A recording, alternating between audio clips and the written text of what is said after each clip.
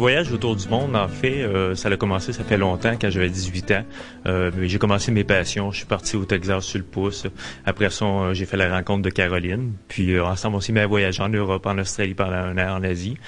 Puis la dernière aventure qui a duré 725 jours en Amérique puis en Afrique, c'est venu, vu qu'on avait déjà la piqûre du voyage, c'est venu assez facilement par soi-même. Je finissais de travailler au Jeu du Québec. J'ai pris un contrat d'un an au musée parce que je savais que je voulais partir. Donc, je dirais que ça revient à tous les 2 ans à peu près, là, l'envie de repartir ressurgit. Donc, on grossit toujours nos projets de plus en plus. Donc, c'était la suite logique des autres voyages. Quand on nous pose souvent la question, quel pays te préféré le plus? Ça dépend pourquoi. Si on parle au niveau de la nature, le Costa Rica, c'était vraiment merveilleux. On a passé 2 mois et demi dans une petite cabane, pas d'électricité, sur le bord de la mer, dans la jungle. C'était vraiment magnifique. On avait un spectacle de la nature à tous les jours, que ce soit les singes hurleurs, les papillons, les papillons morphos, les tortues, peu importe. Côté humain, on a eu, en fait, je dirais 2 coups de cœur. Le Guatemala, ça dépend toujours de l'expérience qu'on vit. Quand on vit une expérience humanitaire, c'est là qu'on vit les plus beaux moments où on connaît les gens. Donc, je dirais le Guatemala, on a travaillé au sein de l'orphelinat avec l'organisme Cassiera pendant 1 mois et demi avec les orphelins.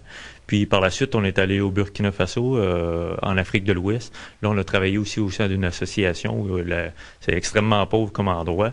Mais nous, on a apporté un coup de main à la mesure de ce qu'on était capable d'apporter. Puis on continue à garder contact avec ces gens-là au Burkina Faso. On avance d'autres projets avec eux. L'exposition ici à la Station des Arts, qui va avoir lieu jusqu'au 16 de mars, on a 132 photographies sur 38 laminées. Évidemment, c'est pas toutes les photos parce que j'en ai pris avec Caroline, on en a pris 18 000. Fallait faire une sélection. On veut pas tanner notre public non plus. Puis on fait aussi des conférences qu'on a commencé à donner dans les écoles. On va faire des conférences grand public qui devraient commencer autour du mois d'avril. Puis j'organise avec le Carrefour Jeunesse Emploi de Frontenac des ateliers conférences pour venir en aide aux gens qui veulent voyager, travailler à l'étranger, que ce soit aller travailler dans l'Ouest canadien, faire de l'aide humanitaire en Asie, en Amérique latine ou l'Afrique. C'est d'autres projets qui sont présentement en branle.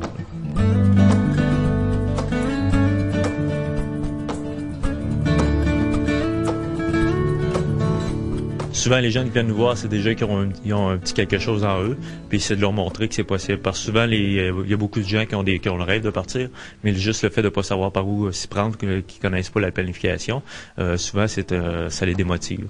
Donc, si on leur donne les outils, puis s'ils savent vraiment comment s'y prendre, s'ils sont épaulés dans leur démarche, il y a beaucoup plus de chances qu'ils réussissent leur rêve.